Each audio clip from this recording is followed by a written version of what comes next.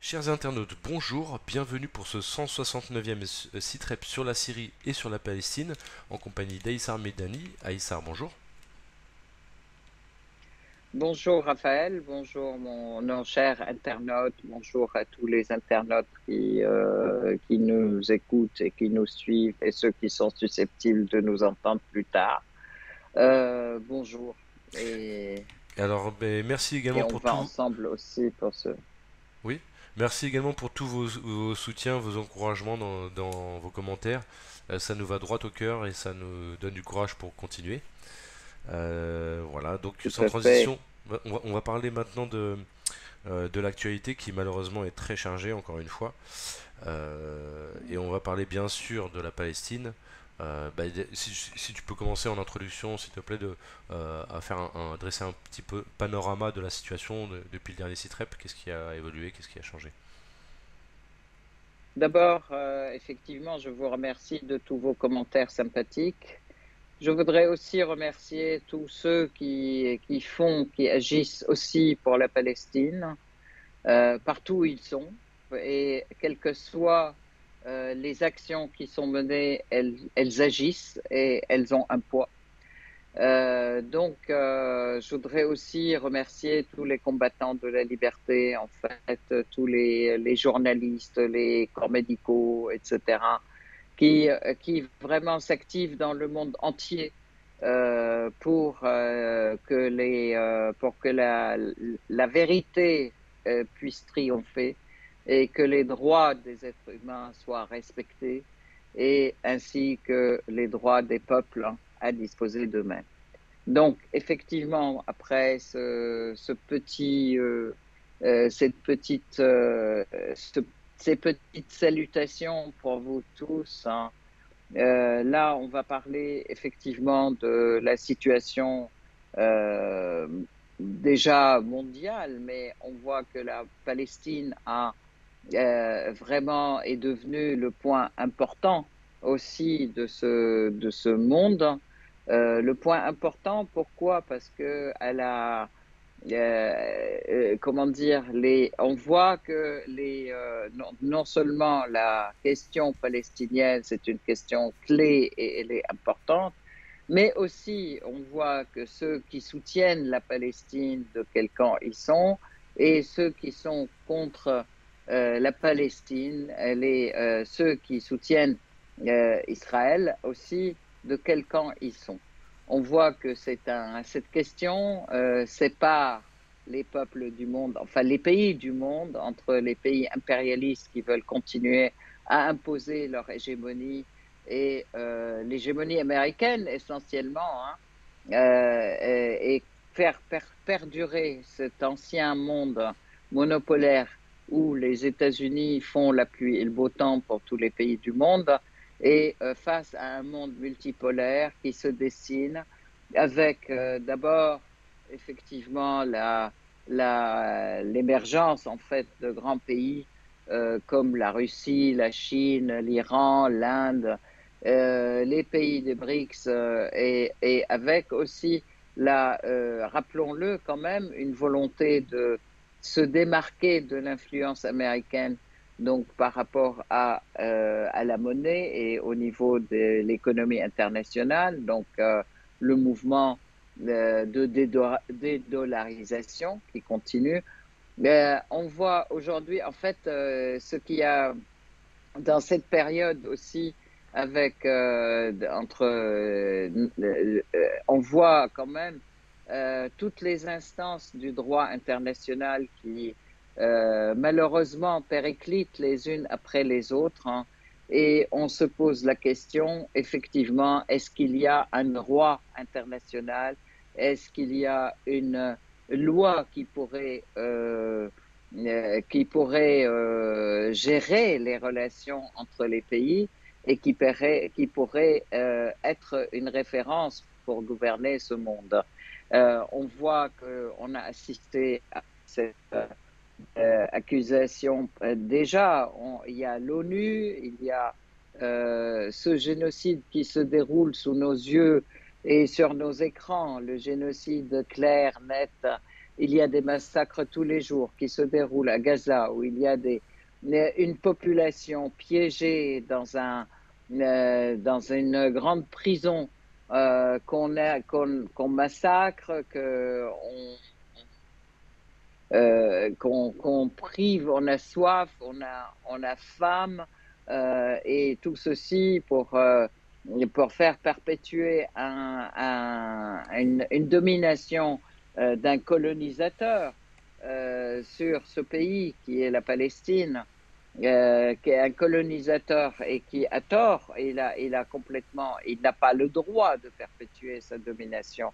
Donc on reviendra aussi à certains textes de la loi internationale.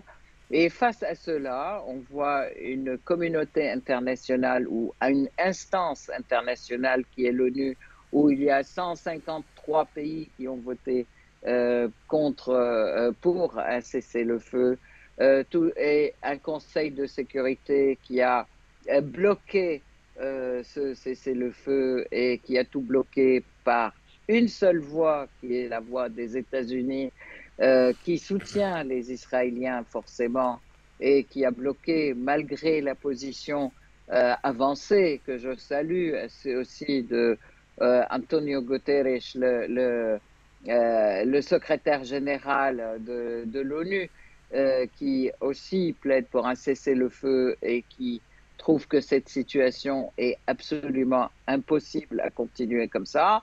Et aussi, on a vu le tribunal international de justice, la Cour internationale de justice, qui continue effectivement ses plaidoyers, mais où elle fait déjà effectivement un rapport qui exige d'Israël d'interdire toutes les actions ou qui mèneraient à un génocide et toutes les actions d'agression contre la population civile. Et aujourd'hui, on arrive à la fin de ce mois, ce délai qui a été donné par la Cour internationale de justice, et on voit que le massacre continue, les massacres continuent, parce que toutes les nuits, il y a des massacres. Le bombardement de Gaza continue, de la population civile, le blocus continue, l'absence d'électricité, l'absence d'eau potable, les conditions, la destruction des maisons continue sur la tête des habitants, la destruction des hôpitaux continue aussi, l'arrestation des cadres et des cadres médicaux continue, et les exactions qu'ils subissent, de la même manière les journalistes, de la même manière les civils. La population à Gaza, elle est dans une phase de début de famine. Elle est en famine, là, actuellement. Le nord de Gaza est complètement privé de toute aide et de toute aide alimentaire et soins médicaux par le fait des Israéliens qui bloquent aussi le passage de Rafah, qu'il y ait des milliers de camions de cargo qui s'entassent à la frontière égyptienne, sont empêchés de rentrer à Gaza par les Israéliens aussi, et par les corps comme David, en fait, entre guillemets, qui viole aussi cette souveraineté égyptienne. Donc, on voit tout ça. On voit les colons qui continuent à empêcher aussi, à manifester et empêcher les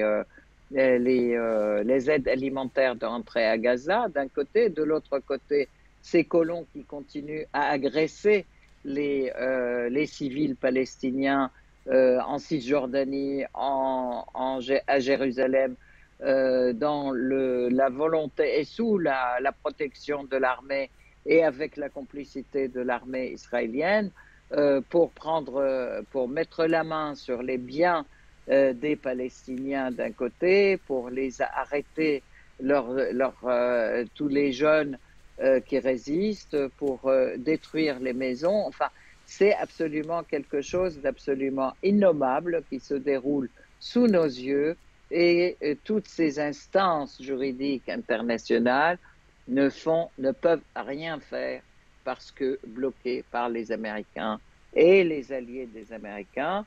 Sachez quand même que ça montre clairement que Israël est le bras armé des Américains dans la région et que tous les pays occidentaux de l'OTAN sont aussi des alliés des Américains et des alliés de la domination, malgré tout le langage dont ils se gargarisent de démocratie, de respect des droits de l'homme, de paix et de sympathie pour les Palestiniens. Donc, Alors, je voulais tout parler ça également, aussi, Aïssar, si tu me permets, d'un article sur France 24 qui est paru récemment à propos d'experts mandatés par l'ONU qui ont constaté des viols contre des tout femmes à et des fait. filles par l'armée israélienne, aussi bien à Gaza qu'en Cisjordanie. Donc on parle également de torture et d'exécution arbitraire. Pourquoi je voulais le souligner, c'est parce que ça faisait partie de la propagande sioniste au tout début après l'attaque du 7 octobre, de dire regardez le Hamas, ils ont violé des femmes. Il y avait même cette fameuse histoire d'une femme palestinienne, pardon, d'une femme israélienne qui aurait reçu, excusez-moi de parler de détails techniques, mais qui aurait reçu 67 spermes différents, ce qui est complètement irréaliste. Qui peut croire à une telle propagande? Bref, et là on voit que En dans fait, l'autre c'était sens, monté comme ça. des experts de l'ONU, donc là c'est pas un des deux camps qui l'affirme, c'est des experts qui sont censés être indépendants qui l'affirment, donc c'est quand même une source un peu plus fiable. Et il s'agit donc, les victimes sont des Palestiniennes, on n'en parle pas dans les médias, sur les plateaux je veux dire. Là il y a eu un article dans France 24, mais on n'entend pas sur les plateaux les gens, les éditorialistes s'insurger que des femmes aient été violées par une armée d'un pays soi-disant démocratique. En fait, l'armée israélienne n'est pas à ça près, à vrai dire, entre les exactions contre les civils, déjà, les arrestations et l'emprisonnement d'enfants, de femmes, les exactions contre la population. Très clairement, là, ils sont en train d'affamer une population de 1,7 million personnes, voire 2,5 millions en fait, si on ajoute la population de Rafah. Tout le monde, ils sont en train d'affamer tout le monde, créer la famine et créer aussi la soif, créer les épidémies aussi. Les tortures font partie du quotidien des Palestiniens, malheureusement, qui sont arrêtés et qui tombent dans les mains des Israéliens. Et ça, c'est en toute impunité et dans le silence total. D'ailleurs, je voudrais quand même souligner à cet effet, attirer l'attention, c'est que toutes les instances européennes, quand elles parlent de mettre fin à la guerre à Gaza, ils parlent de la libération des otages, mais personne ne parle de la libération des prisonniers palestiniens, par exemple. Ils parlent de la solution des deux États comme une solution qui va sauver Israël, mais ils ne parlent pas des droits des Palestiniens, effectivement, parce que là, l'État palestinien est devenu un véritable... Toute la partie palestinienne, elle est déchiquetés en petits bantoustans où on ne peut, qui sont déconnectés les uns des autres parce que les Palestiniens ne peuvent pas prendre les routes, ne peuvent pas prendre entre les murs qui ont été construits, les autoroutes qui ont été construites, etc. Tout le territoire qui est volé systématiquement par les Israéliens. Donc, tout ça, ça ne fait pas une continuité d'État ou une terre en continu pour un État palestinien. Alors, D'ailleurs, il est clair quand même que les Israéliens, y compris Netanyahou, mais aussi bien que tout le Knesset, en fait, ont refusé de parler d'État palestinien. alors, on va revenir bien sûr sur la Clair. Palestine et sur toute la région et sur la Syrie, parce qu'il s'est passé pas mal de Ouais. choses. Mais il y a eu deux faits majeurs Mm. en Occident que j'aimerais que tu commentes et que tu analyses. Le premier, c'est la proposition d'Emmanuel Macron, la proposition un peu masquée mais qui est réelle, d'envoyer des troupes au sol, notamment françaises, hein, en Ukraine. Alors c'est quelque chose de gravissime, qui correspond à une réalité sur le terrain également. C'est que au niveau démographique, l'Ukraine c'est pas la Russie. On voit qu'il manque de combattants. Il manque pas d'armes, mais il manque de combattants en fait, les Ukrainiens. Et qu'à un moment donné, si l'Occident envoie pas des troupes, la guerre elle est pliée. C'est-à-dire que c'est la Russie qui va la gagner, tout simplement pour des raisons démographiques. Donc on comprend mieux d'ailleurs le réarmement démographique auquel faisait allusion Macron dans ses vœux pour la nouvelle année, ce qui avait fait bondir plus d'un à l'époque. Et donc là, hier, il y a eu une réunion à l'Elysée, à l'initiative de la France, donc où il y a une vingtaine de chefs d'État qui se sont rendus, dont Olaf Scholz, le chancelier allemand. Et parmi toutes les options que Macron a mis sur la table, et ça a fait réagir, il a, il a mis celle de l'envoi de troupes au sol. Alors après, il y a eu des commentaires pour dire oui, mais ce n'est pas encore fait, c'est juste, c'est juste une hypothèse, machin, machin. Mais il lève un tabou, à mon sens. Qu'est-ce que tu penses? En fait, je pense que Macron, il ne cache pas trop son jeu, mais depuis quelques années, là, déjà depuis 2021, il a dit qu'on était en guerre, hein, qu'on était en guerre et que les choses ne reviendraient plus comme avant. C'était en guerre contre le virus du corona, mais c'était aussi un langage très guerrier, en fait, hein, pas contre un virus, mais c'était aussi l'année où, rappelons-le quand même, en 2021, février 2021, l'opération spéciale Ukraine a commencé par la Russie, a commencé, et alors que personne n'avait pipé mot au coup d'État de Maïdan, hein, en 2014, qui a été organisé par Victoria Nuland contre le président élu en Ukraine, qui était élu démocratiquement, qui l'a renversé et qui a mis Zelensky et ses hordes nazis au pouvoir. Alors ça, c'est un premier point. Et donc, les choses ont évolué pendant ces années entre 2014 et 2021. Les agressions contre le Donbass, Donetsk, Lugansk, etc., ont fait qu'il y a eu effectivement la population qui s'est rebiffée et qui a rejoint la Crimée aussi, qui a rejoint l'État de la République russe. Donc ça, c'est un point quand même qu'il faut garder à l'esprit. Tout n'a pas commencé en 2021 et que après aussi des promesses de l'OTAN qui étaient de ne plus s'approcher des frontières russes et aussi ils ont fini par mettre même des bases de l'OTAN aux frontières de la Russie, donc en Ukraine. Donc là, c'était aussi et la France a aussi systématiquement pris parti, comme toute l'Europe, toute l'Union européenne, pour l'Ukraine. Tout le monde comme un seul homme, en fait, ils ont sauté pour aider l'Ukraine, l'envoi d'aide d'argent, des milliards qui sont partis à l'Ukraine. Tout un tas aussi d'armements et des chars, etc., qui sont partis en Ukraine.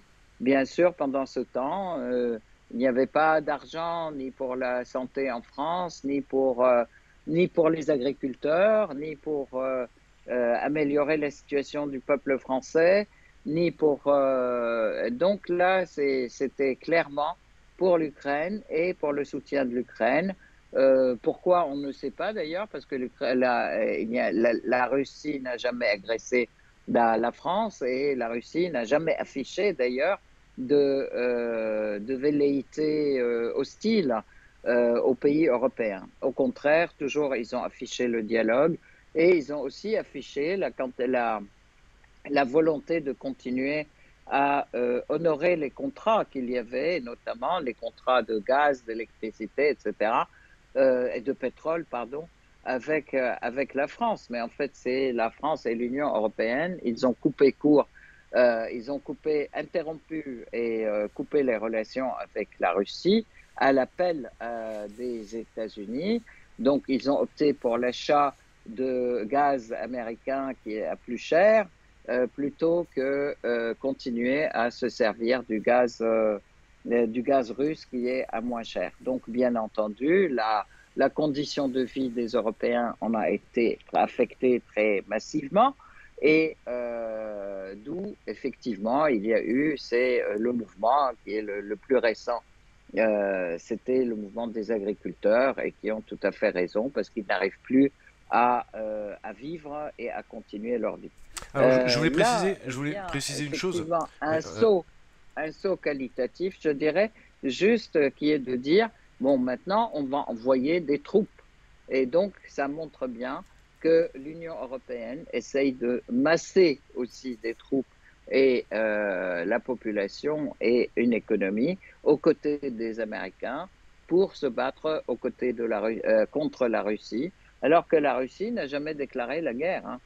tout à fait. Je ne Oui. sais plus si on en avait parlé au précédent Citrep, donc mea culpa. Il y a des agriculteurs polonais qui ont bloqué des importations de céréales ukrainiennes à la frontière parce qu'ils dénoncent le dumping, ils dénoncent l'absence de taxes de droits de douane et ils veulent bien être solidaires un petit peu avec les Ukrainiens par rapport au fait qu'ils sont victimes eux aussi de la guerre. Je parle du peuple ukrainien, mais pas à leur propre détriment. C'est-à-dire qu'on voit que toutes les crises se Mm. rejoignent. Là, c'est la crise des agriculteurs, mais elle rejoint aussi la crise de la guerre en Ukraine, finalement.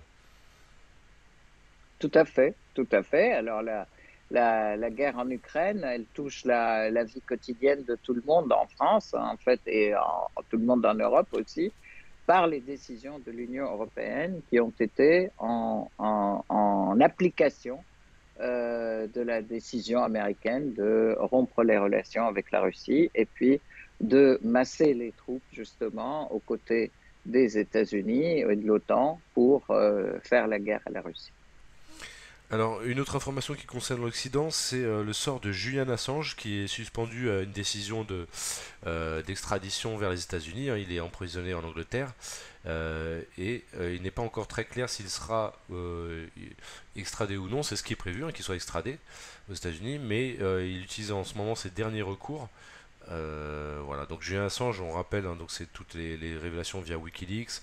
Il a permis de, de mettre en lumière tous les crimes de guerre commis par les États-Unis dont les États-Unis avaient conscience et pour lesquels ils n'ont pas poursuivi leurs propres soldats ou leurs propres comment dire, gradés impliqués dans ces exactions. Donc les États-Unis ont tout à fait couvert leurs propres exactions et sont très à l'aise avec ça, visiblement. C'est ce qu'a montré Julian Assange. Et également toute la duplicité dans la diplomatie américaine. Il y a eu beaucoup de cas diplomatiques qui ont été révélés. Julian Assange, c'est le journaliste peut-être le plus primé au monde, et il est enfermé comme un malfrat dans un pays de l'Occident. La France a été questionnée, le gouvernement français a été questionné à ce sujet récemment, et la réponse a été lapidaire, c'est l'Angleterre est une puissance alliée, nous ne commentons pas les décisions de justice, les procédures judiciaires en cours. Donc en fait, aucun soutien à un héros de la liberté et à un héros du journaliste. Je voudrais juste dire une dernière phrase. Je ne sais plus si c'est issu d'un livre de Julian Assange ou autre. En gros, la phrase elle dit vu que les populations ne veulent pas la guerre, les pays font souvent beaucoup de mensonges pour faire accepter des guerres à leur propre population. Et si les mensonges peuvent aider à provoquer une guerre, eh bien dire la vérité peut participer à apporter la paix. Et c'est le sens tu soulignais l'importance du travail des journalistes dans le cadre de Absolument, la je crois Palestine, et c'est partout dans le monde comme tu disais. Pardon, je te laisse réagir. tout à fait. Donc, je voudrais à cette occasion envoyer un salut vraiment solennel à notre ami Julien Assange qui maintenant est toujours en prison depuis 7 ans, hein, et dans les geôles britanniques. La Grande-Bretagne, qui se prétend être le plus grand pays défenseur des libertés individuelles et de la démocratie, qui emprisonne un journaliste, hein, un journaliste qui a été le premier à révéler, un grand révélateur d'un tas de crimes contre l'humanité Un lanceur aussi, d'alerte. tout simplement par les correspondances, en fait. C'est un lanceur d'alerte. Et puis, moi, je voudrais le saluer et je voudrais aussi que tout le monde puisse mener une action aussi. Et les actions ont été menées, mais apparemment pas suffisantes pour briser cette incarcération illégale, illégitime, parce qu'il n'y a comment dire, aucune accusation qui tienne contre lui et il est maintenu en tôle de manière complètement illégale. Illégale. Il n'y a pas de jugement, il n'y a pas d'accusation, il n'y a pas de preuve. Et le seul crime qu'il a, qu'il a fait, c'est révéler les vérités aux gens, à tout le monde. Voilà, Il est au traité comme monde un entier. Palestinien finalement. Quand tu dis qu'il n'y a pas vraiment de charge véritable contre lui, etc., c'est une détention complètement arbitraire. Et Absolument, absolument. D'ailleurs, la loi qui est appliquée d'ailleurs en Palestine occupée continue à être la loi que l'Empire britannique ou l'État britannique appliquait en Palestine lors du moment de l'occupation, hein, lorsque la Palestine était sous mandat britannique. Alors, il y a eu d'autres articles qui ont été ajoutés à ces lois, mais la loi de détention arbitraire, etc., elle date de ce moment-là ce et elle qu'ils est appellent appliquée les par détentions l'État. administratives, c'est le terme qu'ils utilisent, hein, c'est ça? Voilà, c'est ça, exactement. Donc, en fait, cet État qui nous a, pendant des années, comment dire, trompés par ces paroles de défenseurs de la liberté, s'avère quand même un des États les plus violeurs de la liberté, je peux dire. Voilà. Et de la liberté d'expression en particulier. Et la liberté d'ailleurs des peuples, hein, et la liberté des peuples contre toute liberté des peuples à disposer d'eux-mêmes, d'où la position d'ailleurs britannique qui est toujours aux côtés des Américains dans ces positions de domination et puis de blocage de l'évolution vers la liberté et vers la libération des peuples et des pays. Voilà. Alors, je voulais souligner aussi une Bon, chose, mais Aïssa. Vas-y, pardon. ceci dit dernièrement, c'est important de le dire aussi, que l'Angleterre à l'ONU et au Conseil de sécurité n'a fait que s'abstenir. Elle n'a pas voté, elle n'a pas fait un veto aux côtés des Américains pour soutenir Israël, mais pour arrêter, en fait, pour être contre le cessez-le-feu. Et ça, c'est ce qui fait que les États-Unis s'isolent et deviennent de plus en plus seuls et solitaires dans le monde, dans leur soutien de l'agression israélienne contre le peuple palestinien, et que pratiquement le monde entier, je voudrais rappeler les positions en fait de tous les pays, mais aussi à nouveau au niveau de toutes les instances, hein, les trois instances internationales, l'ONU, le Conseil de sécurité et le Conseil de la Cour internationale de justice, dont les actions, les écoutes continuent, en fait, encore 2 jours, je crois, et qui montrent quand même que ce sont les deux seuls pays qui sont contre les libertés dans le monde et que de toute façon, ils sont appelés à être, comment dire, à perdre leur crédit, à perdre leur réputation et à perdre leur influence inévitablement et dans un nouveau monde multipolaire. Mhm. Alors Julian Assange, c'est un occidental, et alors pourquoi je dis cela? C'est vrai que les Palestiniens, ils vivent un martyr depuis très longtemps, mais j'ai envie de dire aujourd'hui, ils n'ont pas d'autre choix que d'être résistants, c'est-à-dire aujourd'hui c'est résister ou mourir pour un Palestinien. Pour Julian Assange et pour les Tout à fait. Occidentaux, bah, les Occidentaux pourraient très bien choisir de vivre une vie plus facile, et non pas d'opposants. Quand on voit le prix aujourd'hui que Julian Assange paye, puisqu'il il a quand même fait 2 enfants depuis qu'il était d'abord à l'ambassade d'Équateur plus ou moins emprisonné finalement. Il était pas libre de sortir. Et puis maintenant emprisonné dans les geôles anglaises. Et je voulais parler, ça me fait penser à un autre occidental qui a fait le choix effectivement de s'immoler devant l'ambassade d'Israël. Alors il se trouve que c'est un ancien soldat américain, ou un soldat américain de 25 ans plutôt, ingénieur de l'armée de l'air, qui a servi en Israël d'ailleurs. Il s'appelle Aaron Bushnell et il s'est immolé devant l'ambassade israélienne. Il a succombé des suites de ses blessures, donc il s'est suicidé de désespoir par solidarité avec la cause palestinienne. C'est quelque chose de quand même de très fort et de très émouvant. Je voudrais que tu commentes ce fait, s'il te plaît. Je voudrais le saluer et il s'est immolé en criant Free Palestine, liberté pour la Palestine, liberté pour la Palestine. D'ailleurs, les médias américains ont voulu complètement le discréditer en disant que c'était un truc monté et c'est plutôt de l'intelligence artificielle. C'est une vidéo d'intelligence artificielle qui a été montée de toutes pièces.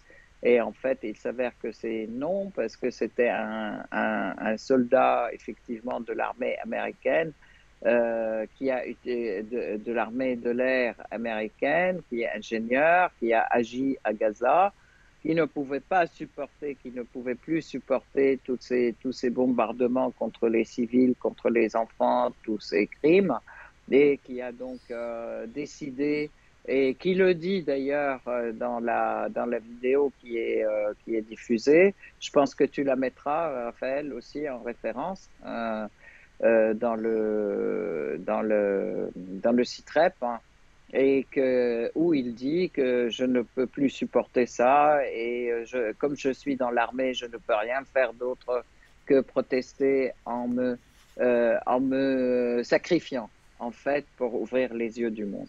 Donc, bien sûr, ça a été repris. Alors, au début, il a été occulté par les médias mainstream, mais ça a été repris par tous les réseaux sociaux. Et à force c'est les médias mainstream, ils ont été obligés de reconnaître. Et puis, il y a eu aussi une manifestation devant l'ambassade israélienne aussi, parce que c'est là où il s'était immolé, devant l'ambassade israélienne à Washington, en fait, de soutien massif au peuple palestinien, comme il y a eu d'ailleurs une manifestation aussi en Australie de gens qui font du ski nautique, qui ont porté les drapeaux palestiniens aussi, en criant Free Palestine. De la même manière, je voudrais saluer toutes les stars qui, au niveau des Oscars françaises, ont aussi manifesté, cri et ils l'ont dit ouvertement et clairement sur le podium, liberté pour les Palestiniens et cessez-le-feu immédiat.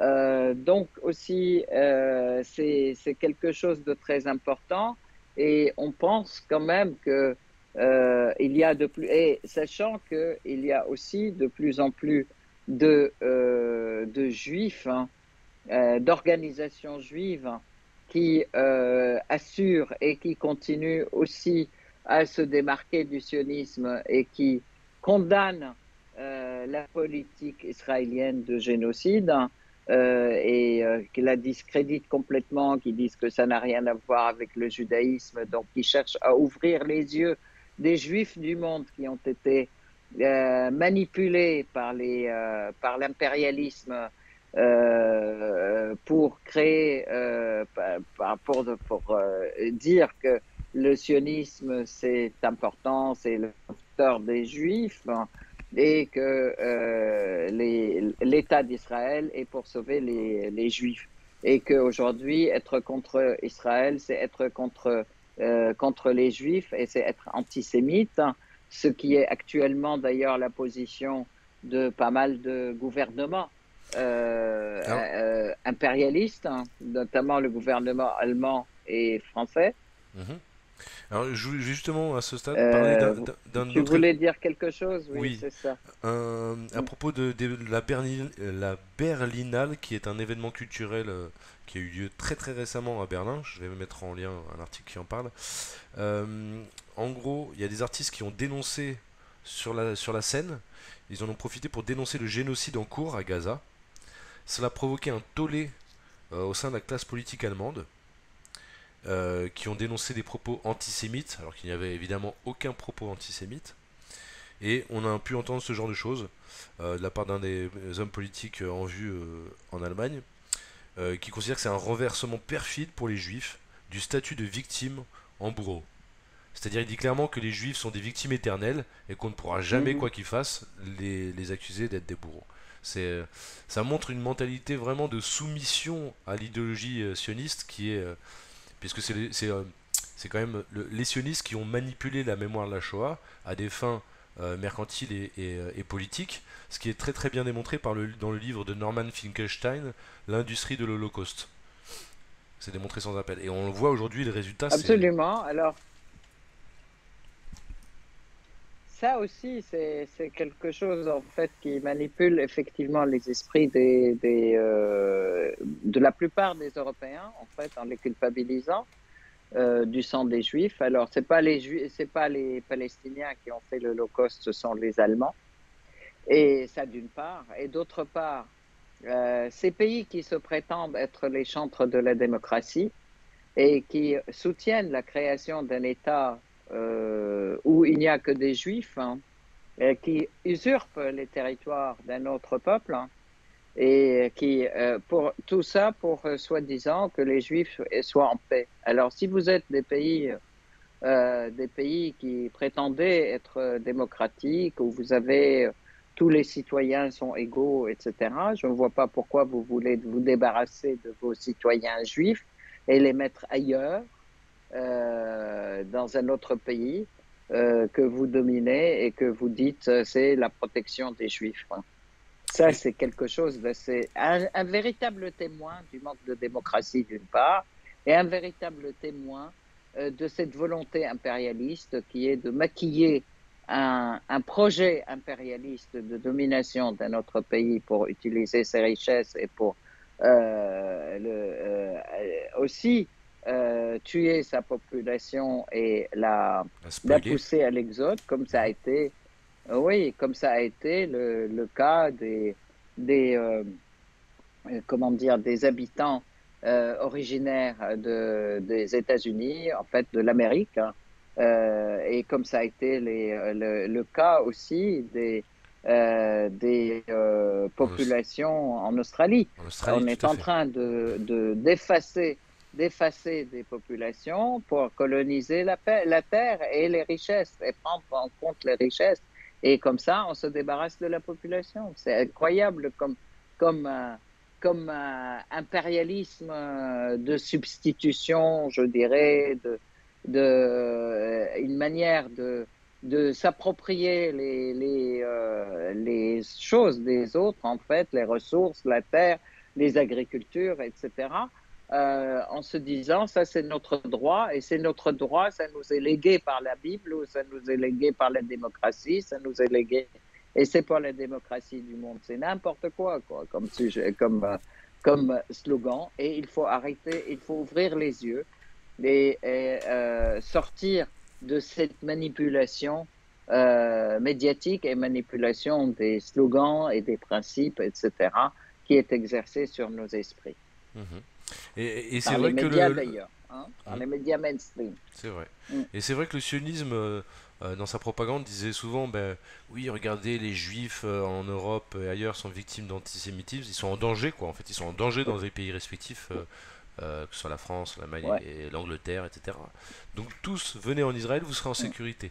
C'était ça un petit peu la propagande de départ. Mais en fait, on voit aujourd'hui que où est-ce que les juifs sont le plus en danger, je veux dire de mourir ou de, eh bien, Bah, parce que d'une mort violente, ils sont, c'est bien en ils Israël, sont non pas en France. transformés.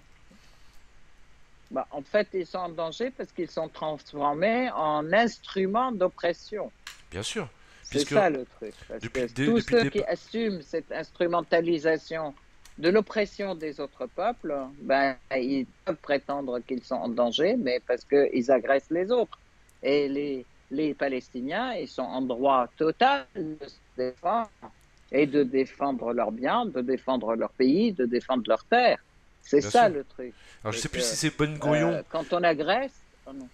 je sais plus si c'est Ben Gurion ou Golda Meir, mais un des deux, c'est très facile à retrouver sur internet, avait déclaré bah, les Palestiniens n'accepteront jamais ce partage, c'est normal, nous leur volons leur terre, nous ferions pareil à leur place. Et Ouais, c'est-à-dire qu'ils sont conscients que ouais, ouais. l'entreprise comment dire, est injuste. Et depuis le départ, ils n'arrêtent pas de répéter à leur population, nous ne sommes que quelques millions entourés de 1,5 milliard d'ennemis.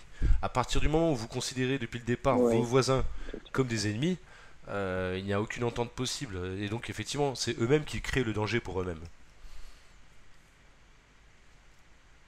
Bah, de toute façon, à partir du moment où tu veux t'approprier les choses qui appartiennent aux autres, qui sont là depuis des années, des siècles, c'est la terre de leurs parents, de leurs Les ancêtres. grands-parents, de Mhm. leurs ancêtres, etc. Bien sûr, ouais, absolument. Bah, je parle des Palestiniens. Les Palestiniens, c'est. N'oubliez pas quand même que le Christ est palestinien quand même, hein, et il est né en Palestine. C'est vrai. Voilà. Alors, il y a Donc, des vidéos qui circulent en ce c'est moment bien. à propos de. C'est connexe à l'opération BDS qui continue, l'opération boycott des investissements sanctions, boycott des produits israéliens, ce qui gêne considérablement Israël, hein, il faut le dire. Mais il y a des petits malins qui tiennent des supermarchés, notamment Carrefour, visiblement, qui masquent les produits israéliens. Parce que comme les produits israéliens sont victimes de boycott, eh bien, il y a certaines grandes surfaces qui, de manière tout à fait illégale, masquent la provenance Israël des produits. Ça peut être des dates, ça peut être vraiment différents fruits, différents Mm. produits, pour faire croire que ça vient d'Algérie, etc. Et si on se regarde bien, etc., bah, il se trouve que c'est des dates qui ne sont pas produits en Algérie, mais qui sont produits en masse en Israël, et puis il reste des fois des petites étiquettes, etc. Donc c'est une pratique complètement illégale, je le rappelle, hein. Ouais. C'est une tromperie sur l'origine de la marchandise, c'est complètement illégal, et j'appelle non seulement les internautes à dénoncer quand ils le remarquent, bien sûr via des vidéos comme ça se fait déjà, mais également Mm. les associations qui en ont la capacité à porter plainte contre ces supermarchés, car c'est une pratique complètement illégale Mm. et immorale, évidemment. Moi, je voudrais à ce niveau, en fait, dénoncer quand même le nombre d'industries agroalimentaires qui aident l'armée israélienne et qui aident Israël, donc notamment Carrefour, Lidl, etc., que nous avons appelé à boycotter en guise de soutien à la Palestine, hein, parce qu'ils envoient effectivement des aides alimentaires et des paquets à l'armée israélienne et à Israël gratuitement. Et aussi, ils véhiculent les denrées israéliennes. Alors, je voudrais saluer le Yémen, hein, qui interdit la mer Rouge à cette circulation, à la circulation des marchandises en provenance d'Israël et vers Israël. Et ils ont bien réussi, ils payent leur sang pour ça, en fait, et en soutien à cette cause juste des Palestiniens. Mais effectivement, alors ces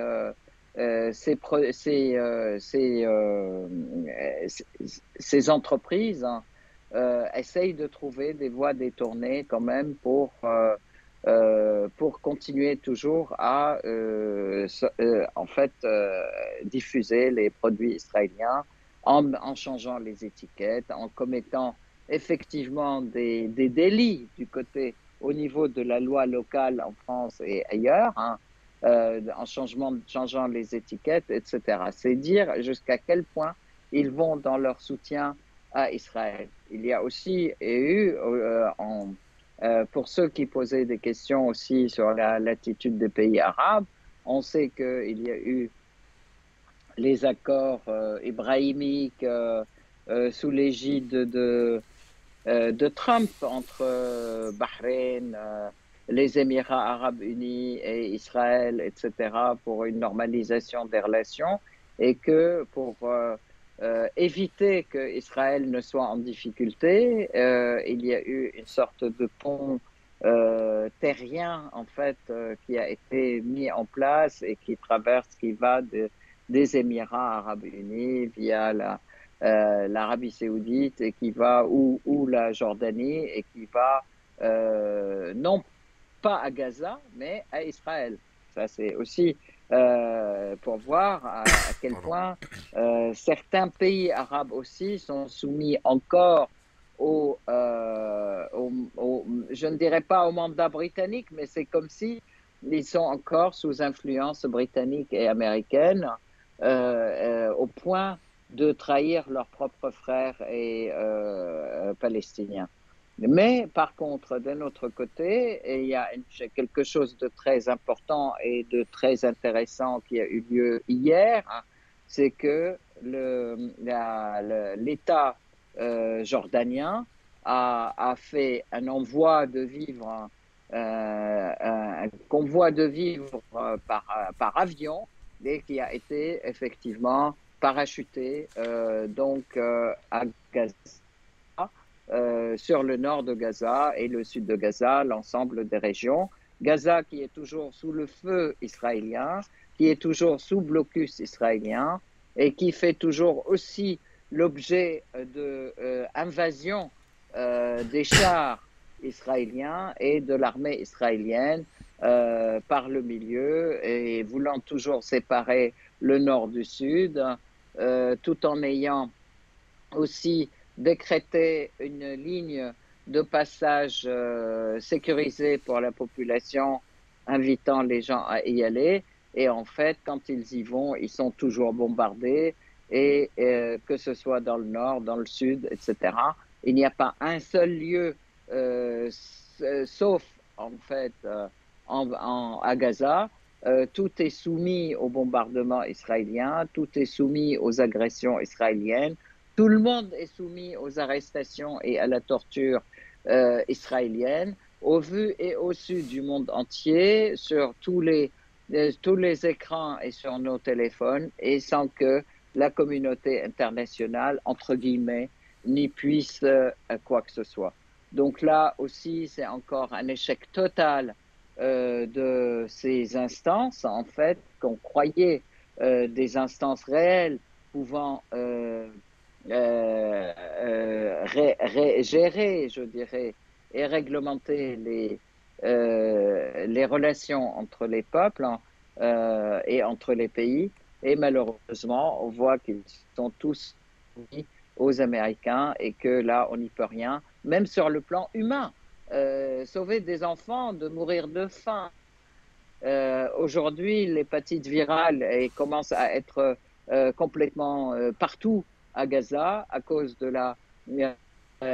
l'eau, du fait qu'ils boivent de l'eau contaminée, du fait que les réseaux des réseaux d'épuration d'eau ont été entièrement bombardés par les Israéliens, par le fait qu'il n'y a pas de combustible pour faire tourner les producteurs, les générateurs d'électricité. Les gens meurent dans les hôpitaux, les gens meurent à l'extérieur, ils meurent de faim, ils meurent de froid. Les Israéliens ont détruit et continuent à détruire les maisons des Palestiniens. Tous les jours, il y a une dizaine de buildings qui sont détruits sur la tête de leurs habitants. Et les gens meurent sous les décombres, sans possibilité de les secourir. Et tout ça, c'est l'ordre établi, je dirais, des Américains qui soutiennent Israël, et c'est l'ordre établi de l'Occident dominateur face au peuple, hein, Mhm. et face à une vérité, à un peuple qui se mène une lutte juste pour son pays et pour son indépendance et pour son droit à disposer de lui-même et de ses richesses. Alors Alors face à cela, voilà. Israël, Donc Israël ne s'est jamais caché que bon, à nous d'agir et à nous aussi de prendre les mesures nécessaires pour agir et peser sur les décisions de ces États. On sait que la décision, elle est économique. Donc, si on pèse sur les grandes entreprises qui véhiculent et qui travaillent en connivence avec Israël ou pour Israël, elles sont très sensibles à la voie de l'argent. Donc, quand ils commencent à perdre quelque part, ils s'en vont. Voilà. Alors, on discutait Et de... d'ailleurs, à ce niveau, Pardon. On excuse-moi, ferait... je on- voulais juste ajouter une information, Mhm. c'est que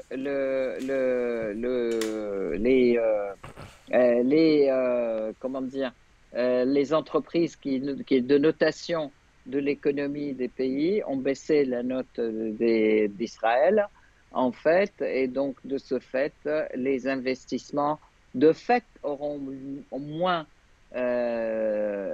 présence en Israël, puisque il n'y a plus de sécurité pour ces investissements, pour les capitaux en Israël. Et là, c'est une première victoire. Donc, continuer à faire le boycott, effectivement, et le désinvestissement et à exiger des sanctions contre cet État fantoche d'Israël. Mhm. Alors, on en discutait toi et moi en préparant cet entretien. Israël ne s'est jamais caché qu'il souhaitait procéder à un nettoyage ethnique, même s'il il n'utilise pas ce terme. Et il avait évoqué la possibilité que les Gazaouis aillent en Jordanie ou dans le Sinaï en Égypte. Alors là-dessus, bah, l'attitude de l'Égypte n'a pas été top top vis-à-vis des Palestiniens parce que bon, ils ont pas plus ils sont pas plus opposés à ce projet que ça, au moins verbalement. Et il paraîtrait même, si j'ai bien compris, qu'il y a un début de construction d'infrastructures dans le Sinaï pour accueillir des populations. Est-ce que je me trompe? En, en fait, il y a des articles qui relatent des faits de ce type, hein. Mais moi, je voudrais quand même rappeler la position officielle de la Jordanie comme de l'Égypte, lors des premières négociations avec l'État d'Israël, d'ailleurs en présence des États-Unis, puisque Blinken et Biden étaient là, dès le départ, ils ont déclaré qu'ils étaient fermement opposés, d'abord comment dire, à faire à l'exil des Palestiniens de Gaza, et qu'il est hors de question qu'ils quittent Gaza, qu'il est hors de question qu'ils soient dans le Sinaï, dans le désert, et que pour la Jordanie, parce qu'en en fait, le plan, c'était les Gazaouis, ils vont être poussés vers le désert de Sinaï, donc en Égypte, et les habitants de la Cisjordanie iront en Jordanie, en fait. Hein. C'était ça le plan, et qui a été fermement refusé, rejeté aussi bien par les Égyptiens que par les Jordaniens. Aujourd'hui, on voit, il y a des articles qui apparaissent, il y a aussi eu des articles qui sont apparus, ou des déclarations qui sont apparues de la part dans les journaux israéliens. Donc, on ne sait pas si c'est vraiment de la propagande pour semer la discorde et le manque de confiance dans l'État égyptien et dans l'État jordanien. Moi, je trouve que le fait que les Jordaniens aient envoyé effectivement une véritable aide militaire, pardon, alimentaire et médicale, et ils ont aussi affirmé complètement leur rejet total de toute expatriation des Palestiniens. Et puis, en fait, de les amener en Jordanie, en fait, c'est un exil collectif, c'est pas possible. Ça veut dire une deuxième Nakba. Et ça, c'est effectivement le plan israélien au départ et peut-être américain. Bon, mais qui, avec la résistance des Palestiniens, ne verra pas le jour, parce que je peux dire quand même que la résistance palestinienne, malgré tout ce qui se passe, elle a toujours la main sur le champ, en fait.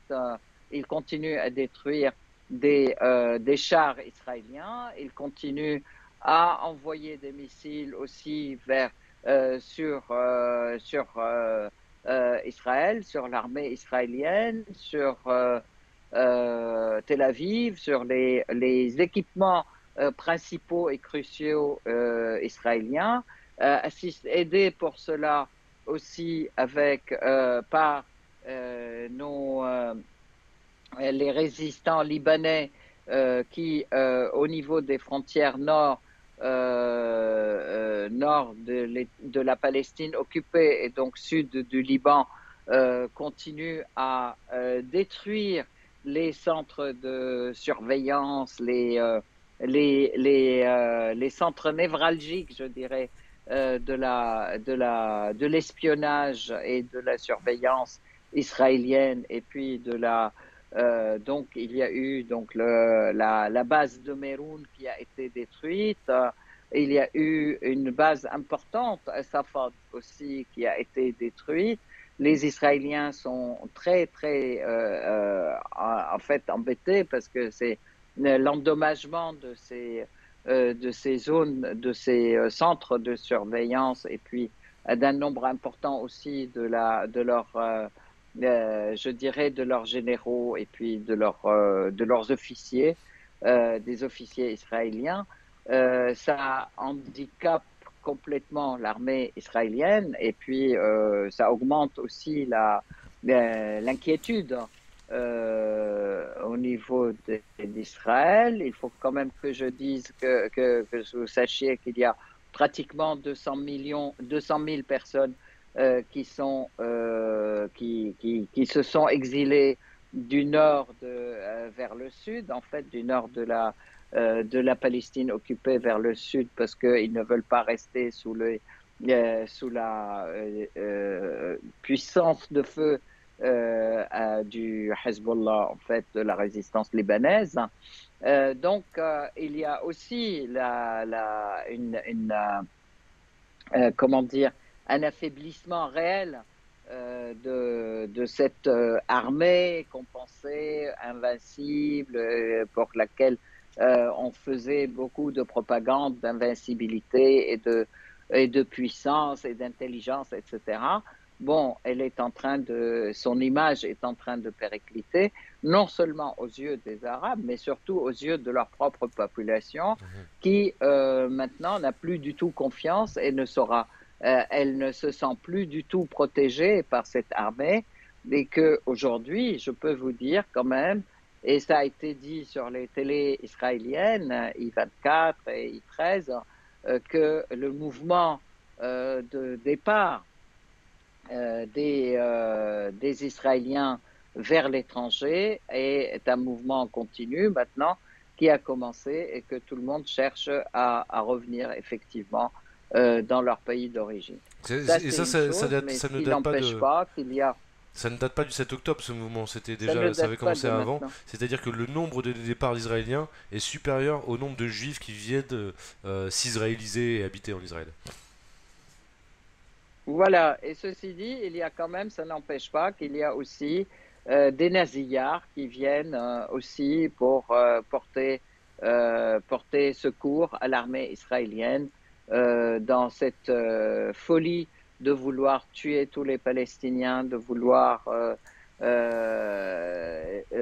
fait les écraser comme des cafards, comme ils le disent eux-mêmes. Moi, je prends quelques phrases de ces responsables israéliens, qui sont des phrases qui les condamnent et qui montrent à quel point ils sont racistes, fascistes, et qui ne reculent devant qui n'ont absolument aucun principe ni d'humanité, ni de respect, ni rien du tout. Donc ça, c'est aussi important à savoir, et que pour tous nos amis internautes, ils le sachent, et qu'ils voient de quelle étoffe et de quel bois se chauffent ces Israéliens. Mhm. Voilà. Alors, pour clore ce site web, puisqu'on arrive déjà à la fin, je voudrais, s'il te plaît, que tu commentes en 1 minute un événement qui pourrait être considéré comme un non-événement, c'était de mon point de vue, c'est-à-dire la démission du gouvernement palestinien. Euh, dans mon analyse, le gouvernement palestinien est un gouvernement presque fantoche, c'est un gouvernement de collabo, puisqu'il coopère au niveau sécuritaire avec Israël, alors que ça fait très longtemps que des observateurs un petit peu avertis ont bien vu que Netanyahou avait essayé d'arnaquer tout le monde avec les accords d'Oslo et de Camp David, aussi bien Arafat que les États-Unis. Il le dit lui-même face caméra dans une vidéo qu'on peut retrouver facilement sur Internet, hein, une vidéo qui date déjà il y a presque 20 ans. Donc ceux qui veulent savoir, Ah ben oui, voilà. parce qu'il y a Et, 30 ans. et donc ce gouvernement a continué la collaboration sécuritaire avec une entité qui avoue ne jamais vouloir lui octroyer un État. C'est quand même un peu coupable Alors comme en attitude. fait, effectivement, c'est pas cet État. En fait, c'est que les pressions internationales, soi-disant pour trouver une solution. Aujourd'hui, il faut rappeler quand même qu'il y a eu plusieurs réunions à Paris, les réunions de Paris où ils voulaient trouver une solution et le Hamas a pris en compte effectivement la proposition. Ils ont dit OK pour un cessez-le-feu, mais de toute façon, retrait total de l'armée israélienne de Gaza, libération totale de nos détenus et en face de quoi, donc il y aura libération des otages, mais aussi faire entrer les vivres comment dire, les vivres et les produits médicaux aussi à Gaza, mais aussi aider à la reconstruction des moyens de vie, parce qu'il faut savoir quand même que tout a été détruit à Gaza, les écoles, les hôpitaux, les universités, les maisons, etc. Même l'infrastructure, en fait, circuits de distribution d'eau, les circuits de distribution électrique, la production électrique, etc., etc. Donc là, Hamas a fait une réponse en disant OK, mais il y a le deux préalable, c'est un cessez-le-feu total, immédiat, total, et pas pour 2 jours ou 6 jours, et ça d'une part, et puis retrait total aussi de l'armée israélienne de Gaza, et en fait procéder à l'échange des prisonniers en face des otages. Donc l'objectif, il faut savoir quand même que depuis le 7 octobre, le nombre de prisonniers palestiniens a augmenté de quelques 3000 personnes, peut-être 4000 d'autres ajoutés à tous ceux qui étaient dans quelques milliers quand même aussi. Donc, ce qui porte aujourd'hui à plus de 7000 ou voire 10 000 prisonniers palestiniens. Euh, Bien sûr, comment dire, Netanyahou ne veut rien savoir, rien entendre, il veut rien faire. Et c'est là qu'il a lancé cette opération à Rafah, dans laquelle il a prétendu qu'il y a eu deux otages qui ont été libérés. On découvre par la suite que ces otages ont été, ils avaient payé des milliers de dollars. Ils étaient d'abord pas chez Hamas, ils étaient dans une famille palestinienne, et contre leur libération, il y a eu un paiement de quelques milliers de dollars pour les libérer et pour donner une image de victoire à Netanyahou, parce que pendant cette période, il n'y a eu absolument aucune victoire et c'était échec sur échec. Toutes ces opérations, les échecs militaires, aussi bien face à l'armée, aussi bien les échecs, tous les objectifs qu'il a donnés, libération des otages, c'est niet, anéantir le Hamas, c'est niet, il n'y a même pas un responsable de Hamas qui a été arrêté, et ils ont arrêté des dizaines, des centaines de civils qu'ils ont torturés à mort, etc.